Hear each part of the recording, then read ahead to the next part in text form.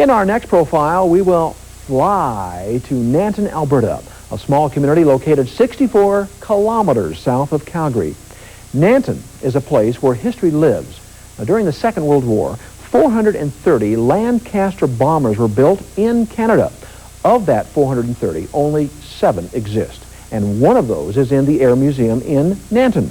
Producer Bob Lawrence gives us a glimpse of the Lancaster bomber and shows how this small town has become a Canadian historical aviation treasure. During World War II, the skies over Europe were filled with Allied aircraft. At that time, the skies over southern Alberta were also filled with warplanes. These small yellow planes were being used to train air crews so they could join the war effort in Europe. This was the British Commonwealth Air Training Plan, and it is still remembered in Nanton, Alberta, a small community south of Calgary. Nanton is surrounded by bases, and it was a common sight during the war to see yellow airplanes flying all over southern Alberta, southern Saskatchewan, Manitoba, Ontario, and so on, training these pilots, air gunners, navigators, and bomb aimers so that they could head overseas and end up in Lancaster bombers and Halifax bombers and so on. Southern Alberta was one of the areas picked for training because of its flat, wide open spaces and its distance from enemy forces. Many of the crewmen that were trained here went on to fly in one of the Allies' most important bombers, the Lancaster. It proved to be a beautiful airplane to fly. It proved to be a workhorse. It could carry more bomb load than any other British bomber. It could sustain a lot of damage without going down. And the air crews loved the aircraft, even though it was crowded inside and uncomfortable as far as from a human standpoint.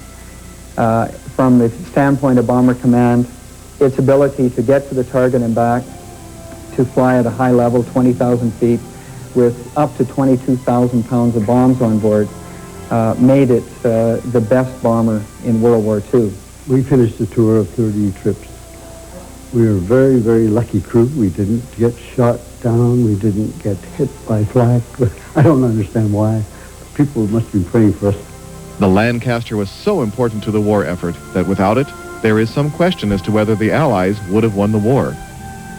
Today, the Nanton Lancaster Society keeps alive the vibrant past of aviation in southern Alberta. The society began in the early 1960s when George White, Howie Armstrong, along with Fred Garrett, had learned that a Lancaster bomber had been languishing in a nearby field. The 3 men decided to rescue the plane. I was at a lawn party at Howie's place 35 years ago, and I was talking to a friend, and I said we should buy a Lancaster and move it in, and he said, let's do it. And Howie was standing there, and he said, count me in. The 3 men bought the Lancaster and had it towed to Nanton. That was the humble beginning of the Nanton Lancaster Society Air Museum. The displays in the museum pay tribute to those who flew in World War II. The Lancaster bomber itself has been named the Bazalgette Memorial Lancaster in honor of squadron leader and pilot Ian Bazalgette, the only Albertan to receive the Victoria Cross during World War II. In a 1944 raid, Bazalgette's bomber was hit. He ordered his crew to bail out, but he stayed at the controls with 2 injured crew members.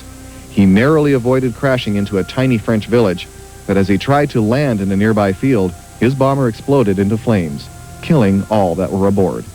In 1990, we dedicated our aircraft in his memory because he was from Calgary, a local boy, and we thought it appropriate that our aircraft be dedicated in his memory.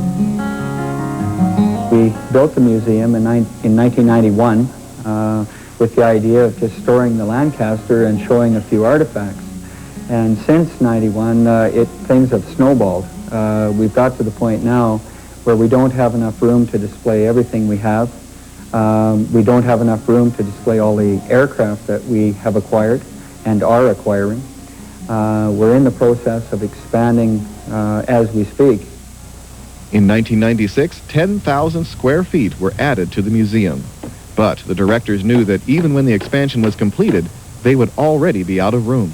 These artifacts come in the door daily. People come in, they have something that Granddad had in the basement or in the attic, and they're about to throw it out, and they think, oh, this looks like belongs to Granddad's old Air Force days, so I better take it to the Air Museum in Nanton. And so we've acquired a lot of things that way, and it's accelerating, not decelerating. It's becoming almost a full-time job for about 3 or 4 of us, and basically everyone involved with the executive are volunteers. We have no one on a paid basis. Although volunteers run the Nanton Air Museum, they hire and manage employees. Aviation and engineering students maintain the aircraft during the summer, while other employees run the gift shop and guide tours. Our original intent was, to just look after the Lancaster, so to speak. And now it's become big business. Now we're having to do things like publishing books, publishing videos, selling merchandise. We maintain about $50,000 in merchandise at any one time. The Nanton Lancaster Society has over 1,000 members in North America, Australia, South America, and Europe. The museum has over 25,000 visitors each year. Dan Fox is finding that there is a rising interest in his and other museums. Well, one reason being the aging population. I think the yuppie generation is now into their 40s and 50s, and they're discovering that museums are kind of neat places to go and to see things and learn things. I think we're a more educated population now that are yearning for knowledge and are wanting to rediscover history, so to speak. As well, a lot of the younger generation want to sort of touch base with what Granddad or Dad did, and they're discovering, that these fellows that went off to war did some things that they never knew about before, they didn't realize. And we've had grandparents and parents come in with their kids and start talking about their experiences that basically the kids never knew anything about. I think the secret to our success so far lies in the fact that we're a small town enterprise, that we've tried to retain the small town values of respecting people and respecting our volunteers and encouraging our volunteers to get involved. We try to make sure that we're very personal here with people.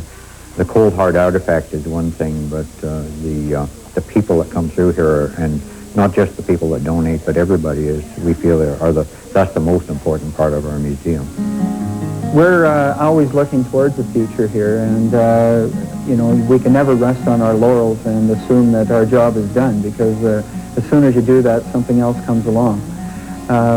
We have so many of these war vets of former aircrew that are looking to us to tell a story about what really happened, and we feel that it's our legacy and our job to look into the future and to educate the next generation. Now, of course, it's got to the point where all of us that are involved are so wrapped up in it that I'm not sure we could quit if we wanted to.